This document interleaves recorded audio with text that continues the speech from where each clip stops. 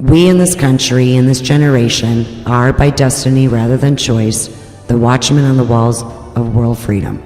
We ask, therefore, that we may be worthy of our power and responsibility, that we may exercise our strength with wisdom and restraint, and that we may achieve in our time and for all time the ancient vision of peace on earth, goodwill towards men.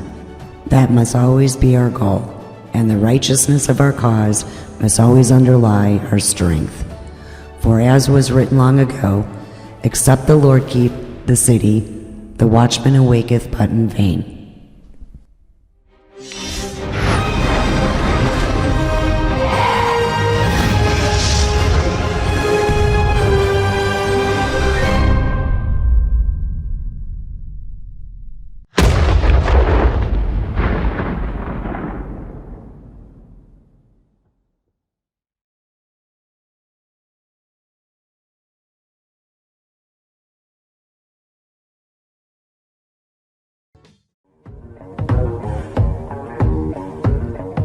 Start with a virus, import it into America, talk about it non-stop, call some governors, not them, that's your guys.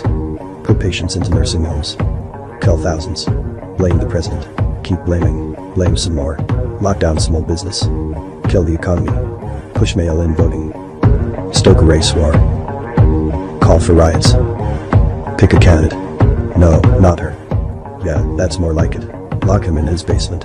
Shield him from the press. Don't cover this, don't cover this, don't cover this. Keep doing that. Ignore the economic recovery. Downplay the world peace. Pump the polls. Pump. Don't stop pumping. Install your software in swing states. That was fast. Take control of polling stations. Call off the election when you're losing. Kick everyone out. Pull out all the extra ballots. Get the software to do its thing. Get the media to say it's over. Call the big tech guys. Ban anyone who notices. Act like the whole thing never happened. Stealing the most powerful republic in the world. It's that easy. So again, what we're thinking about is what's important locally. Who has the most authority as a constitutional officer in your county? Sheriff. All right, so over here, Sergeant Billy, it's Case? Yeah, Billy Case? Sarge, over there with the deputy. Hey, grab him. All right, so this is a good example, right? So we're trying to get involved locally. And Sarge here, we have in Citrus County, a sheriff that apparently is not doing his job. It's Prendergast, right? And there were multiple people running, and what he's doing and what y'all are doing is working in your local community. So there were 4 people running. He's got them to consolidate so that America First is one-on-one, and that means that you can deliver an America First victory, and he did that, right? That is something that you can do. That's intelligent, right? So give him a hand, all right? And thanks for out there, and I've got some of the text for the podcast. Thank you for being on there. Thank you, Aaron in Arizona, and all the people who are watching. You probably don't realize how hot it is here. I'm used to wearing a suit in hot weather, but it's hot. All right, so we're going to keep going. We've got one more speaker before lunch, all right? And coming up now is another one of your Florida people, right? So this is, and what the constant theme I'm seeing is Defend Florida, and this is Calvin. And Calvin, how do I say your last name? Boydsun. So this is Calvin Boydsun, right? And he's been working with the Defend Florida people. He started, like most of us, right? All of us are regular folks, and he started as a one-man show. But he's been working with volunteers at Defend Florida for the past year when he discovered the power of challenging rules both before and after they became law. Just like the other people who have come up here and said, I'm a regular person and I filed a lawsuit. I'm a regular person and I got involved in politics. That's exactly what this is. What he has found is nothing short of amazing. Nobody else seems to be doing it. And these rules govern almost every part of our election process. Coming from a background of reading contracts and business, God bless you, right? Today's guest was naturally drawn to his activism work, but the more he finds, the more he realizes he needs more help. Ideally, a Calvin in every county. And the more he speaks, the more we realize how important this work is for him. So this is one of your local workers, your local people who got involved in election integrity and who's making a difference. Calvin, come up here and let them know who you are. Let's hear your message on election integrity. Appreciate it. Thank you much. Hello. Hey, I really appreciate everybody taking the time out of their weekend to come out today for this important event and meeting. Specifically, I'm going to be talking about election integrity and things that we can do, two different topics, things that we can actually, you guys can participate in and get involved in. But first, I'd like to thank all the organizers and the time spent putting this meeting together. I know it took a lot of hard work. I'd like to thank the officer for coming out to provide security and protect us as well. During the introduction, like they said, I'm just like you. I own a small business. We do construction auditing, where I'm, routinely reading, large contracts and dealing with numbers. We also do commercial lease audits, again, reading legal documents and contracts and analyzing the data. I have a son in college at Texas, a daughter, a senior in high school in Florida as well. So, if I can do it, you guys can do it. And I'll tell you, one of the most important things that you guys can do today is meet each other. Develop a network of people that are interested in our country and our state and saving our state. So again, thank you all for coming out and appreciate it. The first topic that I'm going to speak about today are rules. How many people here know what rules are? Oh, excellent. A good handful. I didn't know what they were until maybe about 6 months ago. I'm a member of, do work across the country for different election integrity organizations as well as Florida. And one of the gentlemen on one of those meetings, from every now and again, he would mention rules. So I called him and I said, hey, tell me more about this. And he explained what rules are. So I dove in. I started reading everything I could get my hands on to understand what rules are. Rules, the purpose of a rule is to implement the statutes. The rules are written by the Department of State, the executive branch, the unelected people, the bureaucrats. They write the rules. And there's something specific about the rules. The only people that can challenge rules are the citizens, us. The politicians don't, they can't. It's left to the citizens. And it's chapter 120 of the codes are what gives us the ability to challenge the rules. And to help put this in perspective, the Florida Constitution is what governs. That's the main source of the laws in Florida. Next to that, you get to the statutes, which are the Florida election laws, and then the rules that implement the statutes. So that's the order of the priority. And what most people don't know is that the average Florida citizen is more affected by rules than the statutes. The rules are what tell everybody how to do what they do. Those are the details that nobody is familiar with. And the rules regulate everything from healthcare to government to utilities to elections. There's people out here that are, the warriors that go to the school districts. They want the books, the pornographic books out of the schools. Those are rules. When you go through the process to get the committee together to put the rules, and they review what books can and can't come out. Those are rules that govern that process. It's not statutes. And the beauty of rules is they can be challenged. They can be challenged at the proposed stage. They can be challenged when they're existing. If you feel one should be there that's not, you can challenge. You guys need to create a rule. Here's a very handy manual. It's the Pocket Guide to Florida's Administrative Procedures Act. The first 14 pages of that does a phenomenal job of outlining and describing the rules process, how they came about, what they are. It's a longer thing, but the rest of the book is just the code, chapter 120 of the code. It's an older, it dates back to 2012, but nevertheless, it's still very valuable. You don't need the statutes. The first 14 pages will give you a ton of information.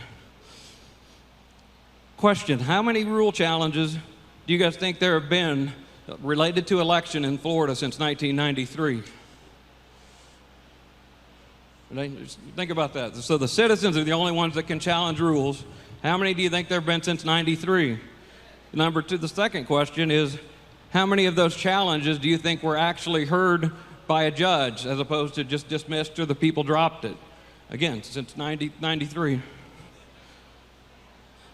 And I'll show you the answer in a minute, but I want you to see this page. This is the State of Florida Division of Administrative Hearings. It's called DOA. If you look in the upper left-hand corner, about 3 down, it says Case Search.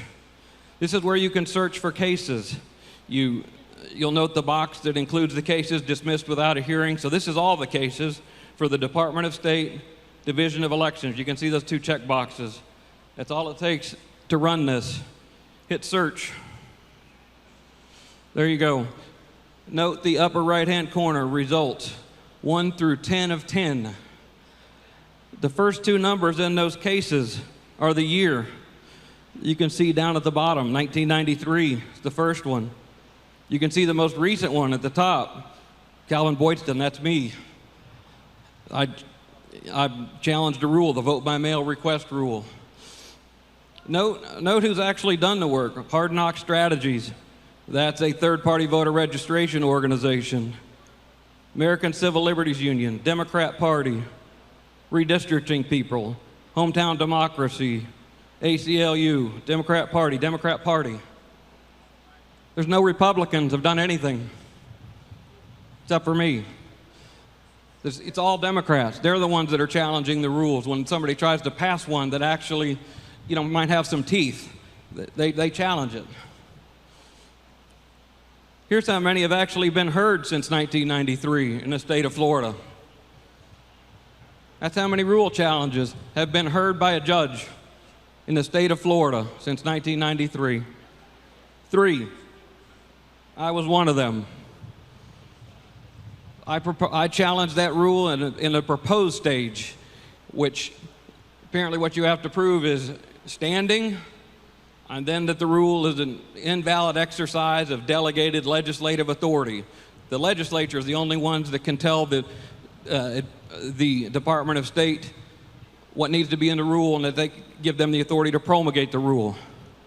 Well, if you're an engineer or a doctor, attorneys, nurses, anybody that is licensed like that, they pretty much know what rules are because rules govern them. And if you're an engineer, for example, you can challenge a rule. You have standing. If you're a nurse and the rule affects nurses, you can challenge that rule. You have standing. Well, I'm a voter, and that rule applied to vote by mail requests. Judge ruled I did not have standing as a voter, even though it directly affected voting. So she did not hear or even rule on the merits of my case, which I will tell you in a minute here how the impact that's going to have on the state of Florida right now. Just a quick recap so you have some ideas of the rules and how they impact elections. You wonder where the post-election certification process has come from. There's the rule. Recount procedures, signature matching, signature verification, provisional ballots. The next one, the emergency vote by mail request. That's the one where you can show up during early voting or on election day and just go up and say, I need my vote by mail ballot. Go out, fill it out, and vote by mail if you didn't request it. Purchase, sale of voting equipment. The minimum security procedures for voting system. That's the chain of custody documents.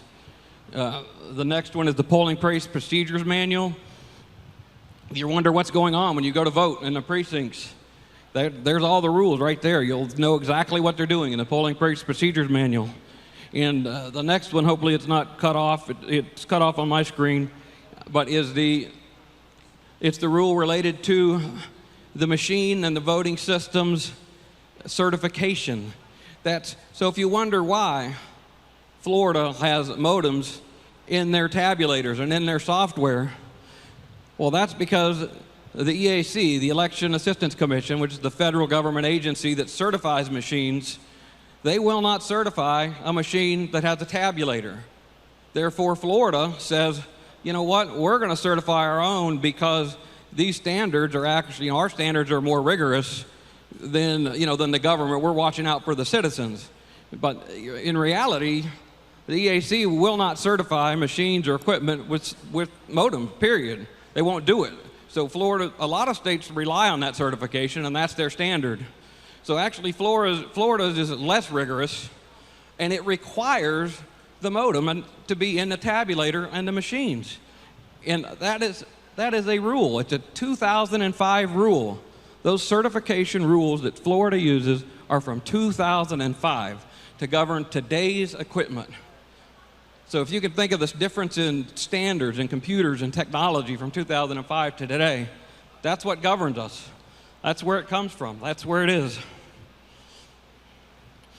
And just here's a quick, FLrules.org. That's where you can find all the information on rules. I'll just really briefly go through this. You can spend some time on it. This is where you would set up. If you want a notification, you can set up a user account. They will email you anytime a new rule is promulgated. You get an email. They usually come out about 12:20 in the morning, it seems like. But it'll keep you in track with those. But here's what's critically important, and it's not easy to know, that you'll see the blank spot where it says keywords for full text search. If you're interested in what rules apply to which statutes, that's where you plug it in, your statute. Plug in your statute. My challenge was on 101.62, vote by mail written requests. So you put that in. And important to note, down at the date at the bottom, you have to change the effective date. Change the from date back to, say, 1990. Some of these rules are very old. You want the computer to search back a long ways. And as important as that, change the to date. When you log in, it defaults to today. If you want notices for rules in the future, if you leave that date today, well, today's the last day you'll get a rule. When they promulgate one tomorrow, you won't get it. So put that about 20 years in the future or something, so you get the rules. And again, here's how you would set up the notices. Just in the first part, you'll see Department of State, Division of Elections. That's it.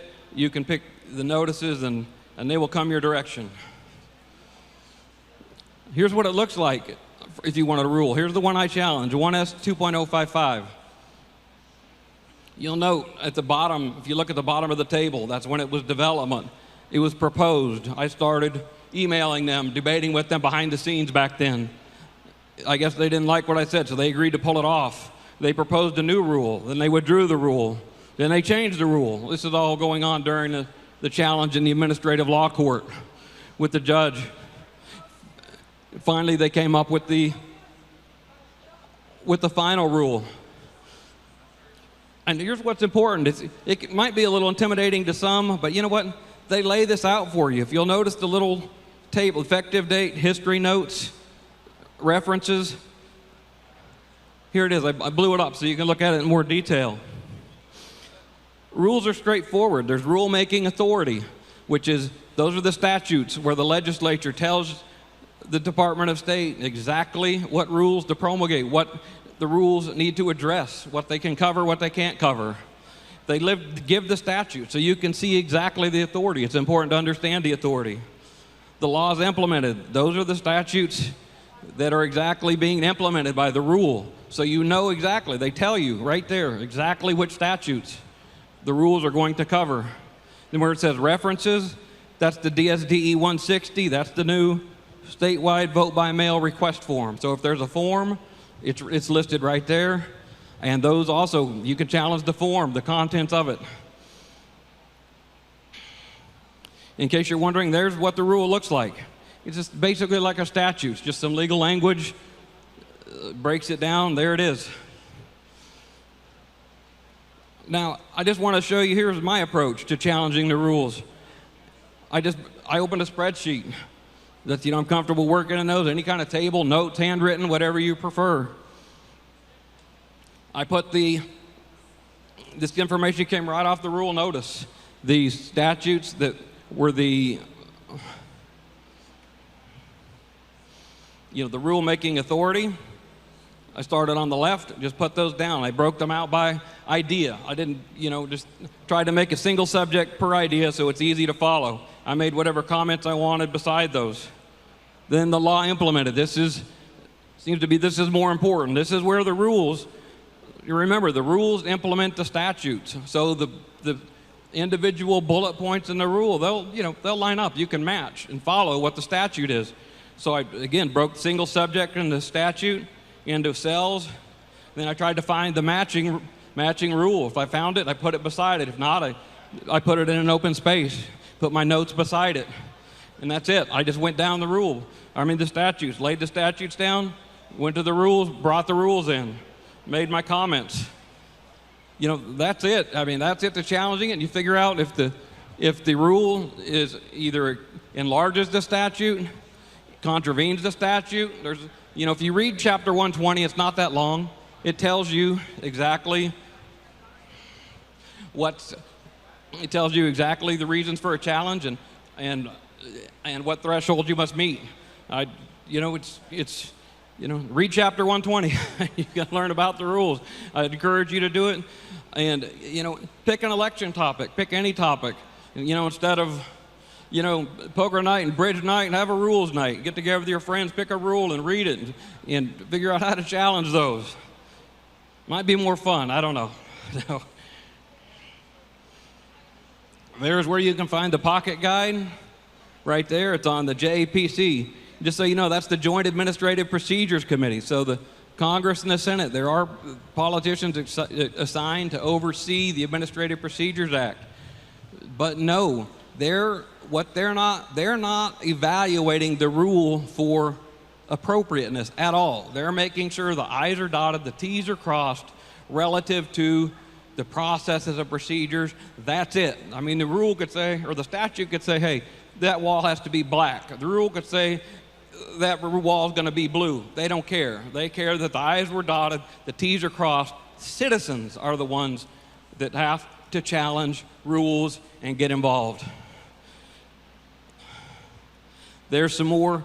There's the JPC website, Florida rules, My Florida elections. That's just kind of a quick way to see a number of the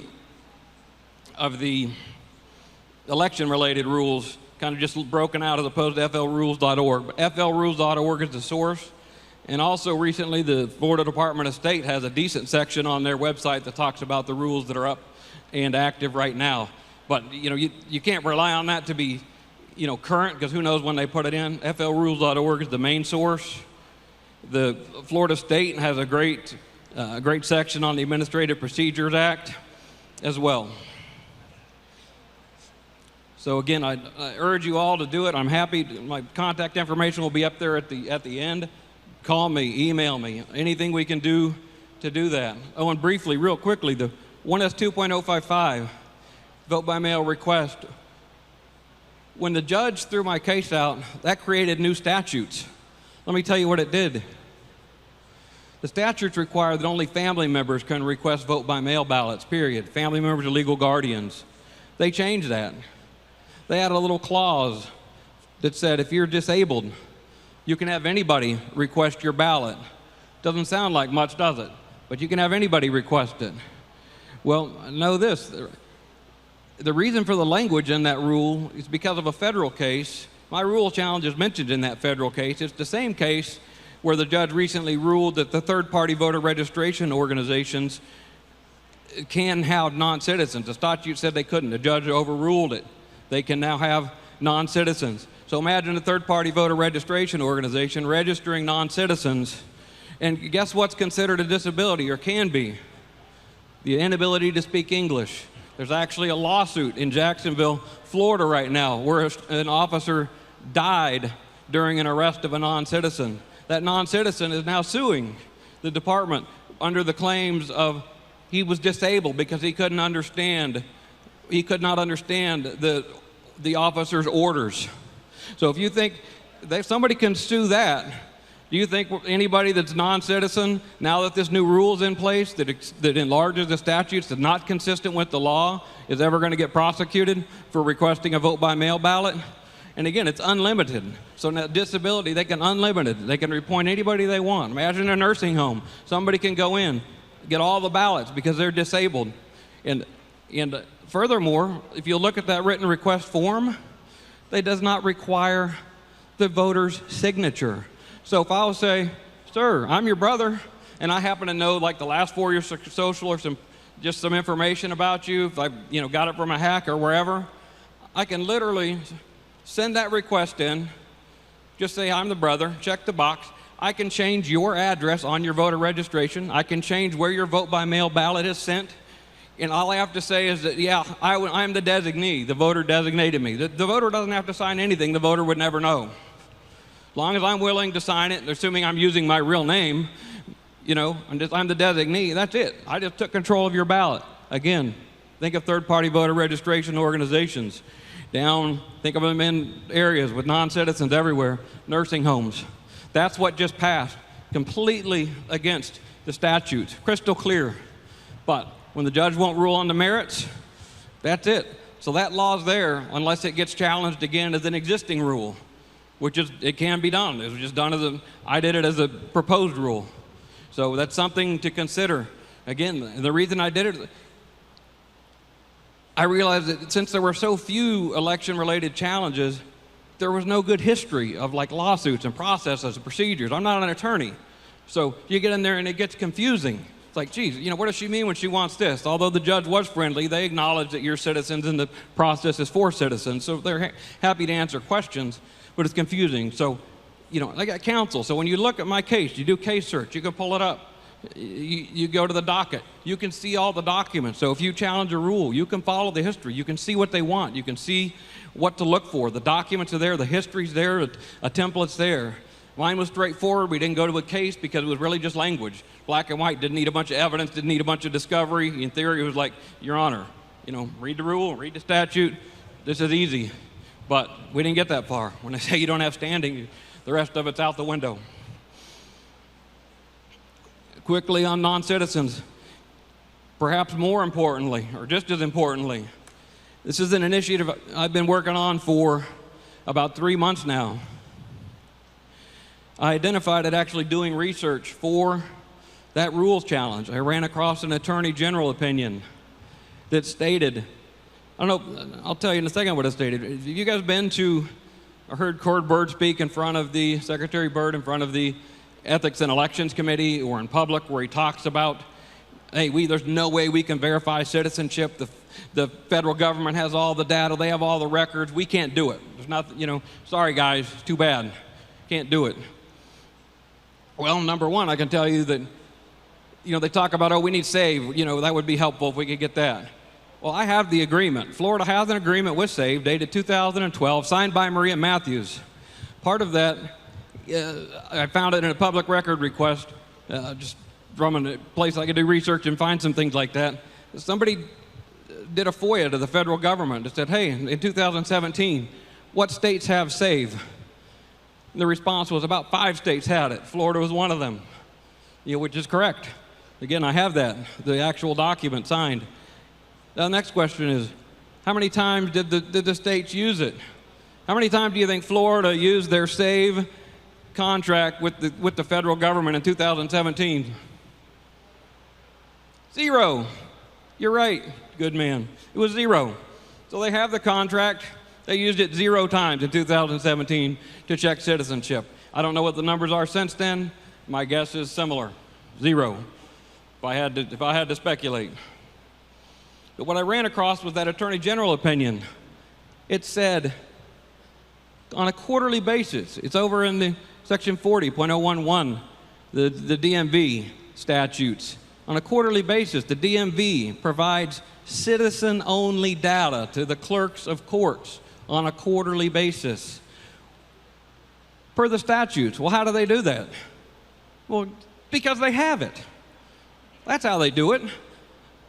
The Department of Motor Vehicles, the DHSMB, whatever, in Florida, the Department of Highway Safety Motor Vehicles, I'd say DMV, it's easier.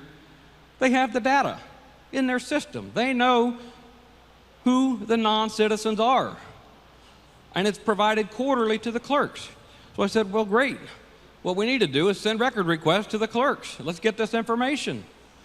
Fantastic. I looked, did all the research on the statutes, dug in, found that there's a Florida Supreme Court rule that kind of governs the judiciary public records. I believe it's like Rule 2.042.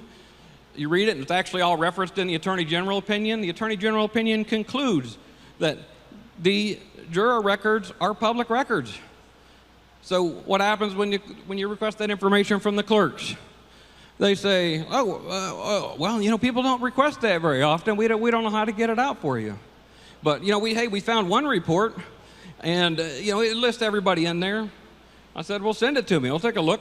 They sent me 280,000 names with a county and a zip code. Well, if you've ever looked at voter rolls and you're trying to compare the information between juror list and a voter roll, a name and a zip code, that's not enough to do anything with. You need the addresses and date of birth to get into the detail. They say, well, we don't have the reports to do that. I don't want a report. I want the database file. It's public record. If it's not, send me an exemption or a statute that will tell me that.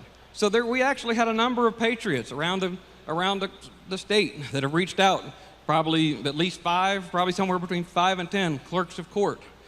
What we found is there's a non-governmental organization called FCCC, Florida Clerks of Court and Comptrollers. All of the clerks of court, they are members of that. They pay them at least $2,000 for membership a year. So guess what happens when you ask your clerk of court a question, even though they are the constitutional officer? They reach out to the NGO and ask the question, hey, guys, what do we do about this request? And do you think the clerks of court use their constitutional officer authority, or do you think they just do whatever the FCCC guides them to do? They relay the same information. We can tell by the responses that are coming back in. They're too similar from the various clerks of court. So it was apparent that very quickly there was some centralized authority responding and providing the information and the arguments to use related to our request for these records. In an attempt to get a list of citizens, we have computer people lined up to run that data against voter rolls to get the information. Think about this. If you're wondering, well, maybe is the jury data public? Well, voter registration records are public, same information. And if you go back far enough, the juror list, where it used to be in Florida, actually made from the voter registration records. It was before the DMV, it was the voter registration records. It was public then, it's public now. They've never provided an exemption, but over the last 3 months, you know how many databases they provided? Zero. You think they know the elections are coming? Of course they do. Do they know what we're going to do with the information? Yes, they do. Because some of the people, even though you don't have to tell the reason for a public record request, many people, they're happy being open, which is great, and they tell them. So they know. But nevertheless, they've sat on that information and not provided it. So a lot of this is the information I just said. It's section 40.01, tells you that the source list of jurors must be citizens. 40.011 is it talks about the court clerk generating the candidate-wide jury list, citizens only, for the whole county. It's right there. Once that information gets in that database, that should be public record. Again, so there's the steps. If we've got the information, that's what we would do. We would get it. We have the computer people lined up. But what we need are citizens as well in every county, because it's probably getting close to too late to have the supervisors of election clean the voter rolls. Plus, I'm sure they would come up with reasons not to. Who knows what Florida statute 101.111 is? Anybody? 101.111. Voter challenges. It's for the citizens. Any citizen that knows if somebody's voting that they're not a qualified voter, you fill out the voter challenge form. That voter is then put in provisional status. Then for them to vote, they have to clear that status. So if you know somebody's a non-citizen, you issue a voter challenge, they would have to prove they're a citizen. It's that simple. Of course, the legislature makes it interesting by they say any challenge not in quote unquote good faith is a third-degree misdemeanor. So it does require action, but we have, again, we have people in place to look at those plans. And, but step one is we need the data. And I'll tell you, I want to announce tonight for the first time, literally just got off a call yesterday. I've been speaking with a statewide voter integrity group, and they have committed and agreed to get behind me in pushing an action to do a public record lawsuit against the clerks of court and or the DHSMV to get this non-citizen data so we can move forward and get this step one done so we can make an impact on the upcoming election. So I just wanted to announce that. And as part of that, a quick question. I was going to use you guys for a minute for a focus group. How many of you would be interested in willing to donate to a cause like that, an effort for a citizen to get those records? Excellent. I appreciate that. Trying to get a feel for that. That tells me I've done a decent job of trying to explain the importance of what we're doing here. It's a critical effort, and we can make a difference with that. And I hear when you talk about campaigns and everything, you hear time, talent, treasure. I'll tell you again, everybody sitting in this room has a unique talent they can bring. We need communication skills. We need organization skills. We have some computer people to run it. It would be nice to have computer people. Again, once we get this data and run it, voter challenges have to be done by county. So you have to live in a county. So if we can run it, we get the, listen, if it comes back clean, hats off to the SOEs. But I don't think they'd be sitting on this data if it was going to come back clean. I don't know why they wouldn't provide it. It's just, remember all the white pages? It's the white pages. It's a phone book. Who cares? It's a juror list. It's not a big deal. Same information that's on the voter registration records. So I don't think they'd be sitting on it. But so we need those people to coordinate those efforts in the counties. Again, I'm going to flip the page. Here's my name. Oop. There it is. That's the email that I use for public record requests and things to the, to the officials to try to get data. I've sent, probably at least over 100, if not 200 or more records requests, not related to this one issue, but I have, probably close to 75 alone on this one, so probably over a few hundred when you look at all the election machine information I've requested, over the years to try to get it. Reach out to me, put your names down there. We need, need you guys to talk to your citizens about this. Let people know the information is available. The non-citizen data is there. They have it. They're sitting on it. And we intend to do something about it and get that information and get our voter rolls cleaned up and make sure that citizens only can vote. Again, thank you all for coming. I very much appreciate it. God bless America, and thank you again. All right, thank you, Calvin. Great job. All right, thank you, Calvin. What a great job.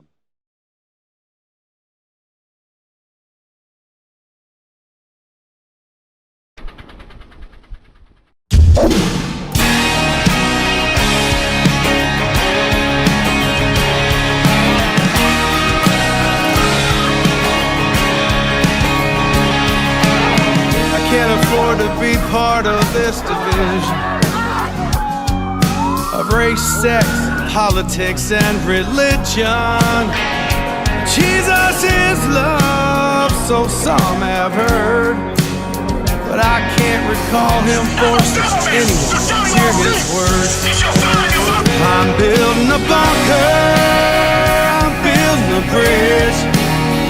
I've still got love and friends and family on my fridge, but I got a Bible and some bullets in a spot out on the ridge. I'm building the bunker, I'm building the bridge.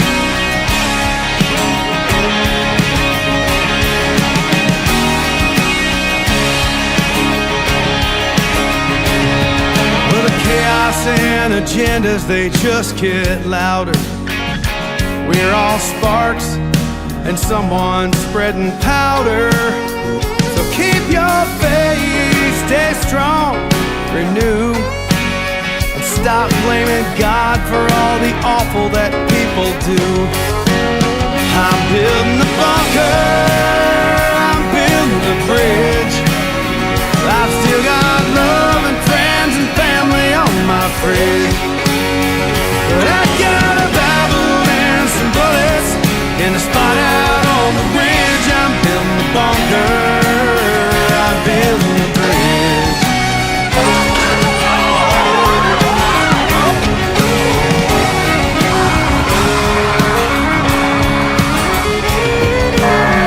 I'm just one man holding out a hand, searching for some common ground, hoping those fools come around.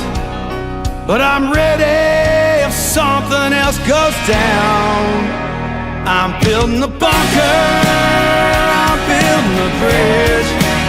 I've still got pictures of all my babies on my fridge.